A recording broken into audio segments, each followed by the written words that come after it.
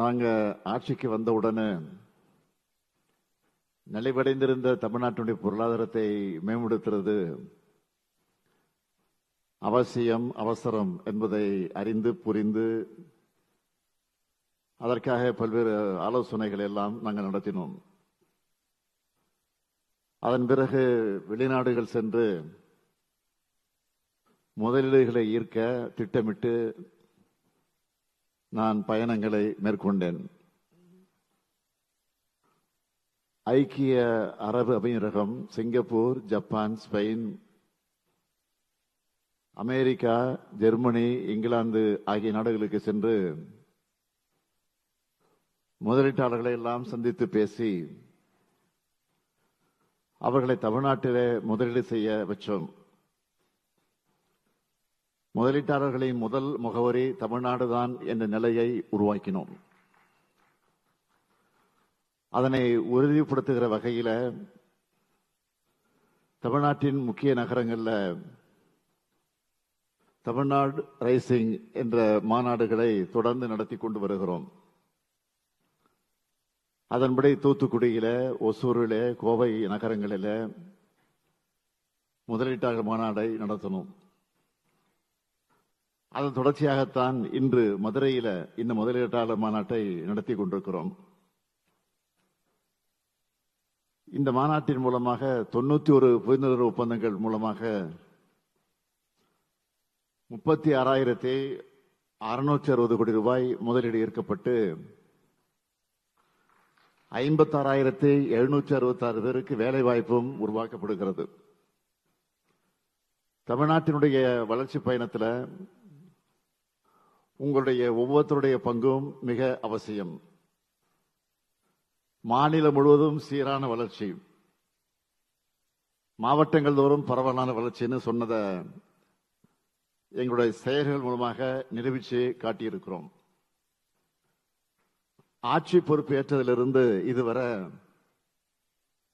11,83,000 கோடி ரூபாய் உறுதியளிக்கப்பட்ட முதலீடுகளை கொண்டு வந்திருக்கிறோம். 34 லட்சம் நபர்களுக்கு வேலை வாய்ப்புகளை உறுதி செய்திருக்கிறோம். இதுக்காக ஒப்பந்தங்கள் போட்டதோட நம்முடைய வேலை முடிஞ்சதுன்னு நினைக்கிறவன் இல்லைன்னா, எல்லா துறைகளையும் தொடர்ச்சியா ஆய்வு செய்கிறத வழக்கமா நான் வச்சிருக்கிறேன்.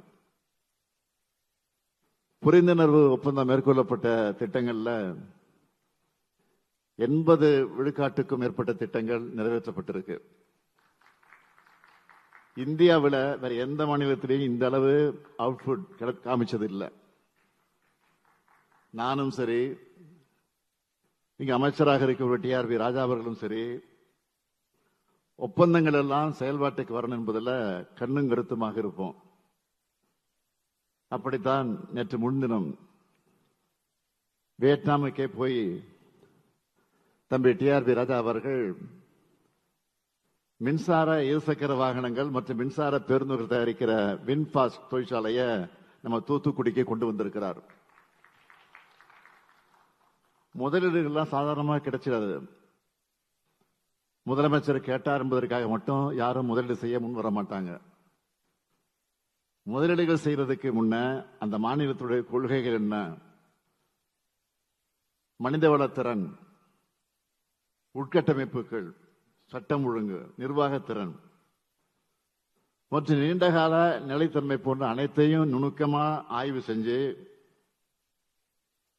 தங்கள் வணிக நோக்கங்களுக்கு மிகவும் பொருத்தமான இடத்தை தான் முதலீட்டாளரான நீங்க தேர்வு செய்வீங்க. அப்படி தேர்வு செய்யறப்போ தமிழ்நாடு தான் உங்க மனசுக்குள்ள இருக்குன்னு அதை நான் கேட்கிற அளவுக்கு முதல் பெயரா நம்மளுடைய தமிழ்நாடு தான் இருக்கிறதுல நான் பெருமைப்படுறேன். எங்க மேல நீங்க வச்சிருக்கக்கூடிய அசைக்க முடியாத நம்பிக்கைக்கு முதல்ல நான் நன்றி சொல்றேன். மதுரைக்கு இன்னொரு பெயர் இருக்கு. அது என்னன்னு தெரியுமா? தூங்கா நகரம். ஆனா அதை அப்படி சொல்றதை விட எப்போதும் விழிப்புடன் இருக்கக்கூடிய நகரம்னு தான் சொல்லணும்.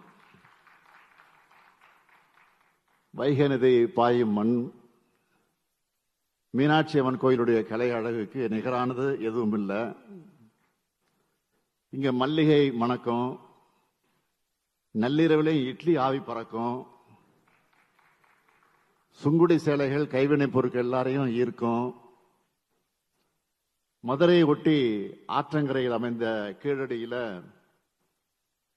தமிழர்களுடைய நாகரிகம் எந்த அளவுக்கு தொன்மையானது என்பதை உலகத்துக்கு எடுத்து காட்டக்கூடிய வகையில சான்றுகள் தான் நமக்கு கிடைச்சிருக்கு. இந்தியாவுடைய வரலாற்றிலேயே அந்த சான்றுகள் மாற்றி எழுத வச்சிருக்கு. நம்முடைய அறிவார்ந்த மதச்சார்பற்ற வாழ்க்கை முறையும் உலகுக்கு மீண்டும் நினைவூட்டி இருக்கு.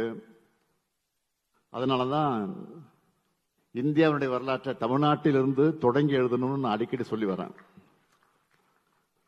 மதுரை சங்க வைத்து தமிழ் வளர்த்த நகரம், கோயில் நகரம்னு பேர் மட்டும் வச்சுக்கிட்டா போதுமா? எனக்கு இந்த மதுரை தொழில் நகரமாகவும் புகழ் பெறணும் என்பதுதான் என்னுடைய ஆசை, லட்சியம். பழைய மதுரையினுடைய மரபு, பண்பாடு, வரலாற்று சின்னங்கள் போன்றவற்றை பாதுகாக்கிற அதே வேளையில்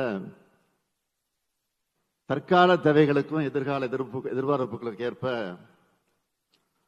தானாகவே வளர்ந்து வர்ற மதுரை தொழில் நகரமா மிளிர எல்லா தகுதியும் கொண்ட நகரம். புது புது மாற்றங்களை தக்க வச்சுக்கிற நகரம் என்கிற வகையில தென் தமிழ்நாட்டினுடைய தகவல் தொழில்நுட்ப மையமாகவும் மதுரை உயர்ந்து வருது. TVS Srichakra, TAFE, JK. Fenner, Infinix, Thiagarajar Mills, Madura Coats, Honeywell, HCL பல்வேறு நிறுவனங்கள் தங்களின் தொழில் திட்டங்களை மதுரையில நிறுவி இருக்காங்க. வேலம்மாள் மருத்துவமனை, மீனாட்சி மிஷன் மற்றும் அப்போலோ போன்ற தலைசிறந்த மருத்துவமனைகள் மருத்துவத்துறையில தனி சாதனை படைச்சிட்டு வருது. பெரும் முதலீடுகளை செஞ்சு ஆயிரக்கணக்கானவங்க வேலை வாய்ப்பை ஏற்படுத்தினாங்க. மதுரையின் தொழில் மற்றும் பொருளாதார வளர்ச்சிக்கும் உறுதுணையாக இருக்காங்க. இங்க சர்வதேச விமான நிலையம் இருக்கு. தூத்துக்குடி துறைமுகம் பக்கத்தில் அமைஞ்சிருக்கு. இந்தியாவோட முக்கிய நகரங்களை இணைக்கிறதுக்கான நெடுஞ்சாலை வசதிகள் இங்க இருக்கு. இப்படி சிறப்பான இணைப்பு வசதிகள், உட்கட்டமைப்பு வசதிகளை கொண்ட வலிமைமிக்க நகரம் தான் இது.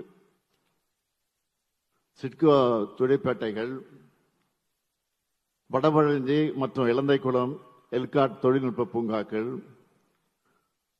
போன்ற உட்கட்டமைப்பு வசதிகளால எதிர்காலத்தில் ஒரு பெரிய தொழில்துறை மையமா உருவாகக்கூடிய திறன் மதுரைக்கு இருக்கு.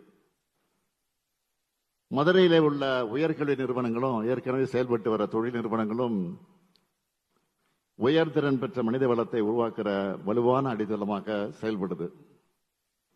இங்குள்ள குறு, சிறு மற்றும் நடுத்தர நிறுவனங்களின் வலுவான அடித்தளத்தால பெரிய தொழிற்சாலைகளும் நன்கு பயனடைந்து வருது. நம்ம அரசு ஆட்சி பொறுப்பேற்றது முதல்ல தென் மாவட்டங்களில் தொழில் முன்னேற்றத்தை பெருக்கி மற்ற மாவட்டங்களுக்கு இணையா தொழில் மற்றும் பொருளாதார வளர்ச்சியை மேம்படுத்த பல்வேறு முன்னெடுப்புகளை நாங்கள் மேற்கொண்டு வரோம். தமிழ்நாடு அரசு ஒன்றிய அரசோடு இணைந்து விருதுநகர் மாவட்டத்தில் 1893 கோடி ரூபாய் முதலீட்டில் 1052 ஏக்கர் பரப்பளவில் PM மித்ரா ஒருங்கிணைந்த ஜவுளி பூங்காவை உருவாக்கி வருது. இந்த பூங்கா முழுமையாக செயல்பாட்டுக்கு வரும்போது கிட்டத்தட்ட 1 லட்சத்துக்கும் மேற்பட்ட இளைஞர்களுக்கு வேலை வாய்ப்புகள் உருவாகும்.